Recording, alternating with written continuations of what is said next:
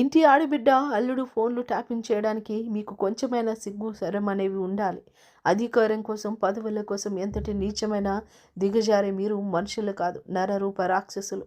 బయట ఆడవాళ్ళను వదలలేదు, ఇంట్లో ఆడవాళ్ళను వదలలేదు. మా ఉసురు తగిలి మీరంతా మట్టి కొట్టుకుపోతారు. నా భర్త ఫోన్ ట్యాపింగ్ చేయమని ప్రభాకర్ రావుకు ఆదేశాలు ఇచ్చింది ఎవరో నాకు తెలియాలి. మంచి మర్యాదతో బయటకు వచ్చి తప్పు ఒప్పుకొని క్షమాపణలు కోరాలి, లేదా చెప్పు తెగదాకా కొడతా. రామానాయుడు స్టూడియోలో సర్వర్లు పెట్టి హీరోయిన్ల ఫోన్ ట్యాప్ చేయాల్సిన అవసరం ఏమొచ్చింది చెప్పు? పార్క్ హయాత్ హోటల్లో మీకు పర్మనెంట్గా సూట్ రూమ్ ఎందుకు ఉండేదో ప్రజలకు సమాధానం చెప్పాలన్నారు కవిత. నిజాలు మాట్లాడుతుంటే కిరాయి మనుషులకు డబ్బులిచ్చి ప్రతిరోజు నన్ను బూతులు తిట్టిస్తున్నారు.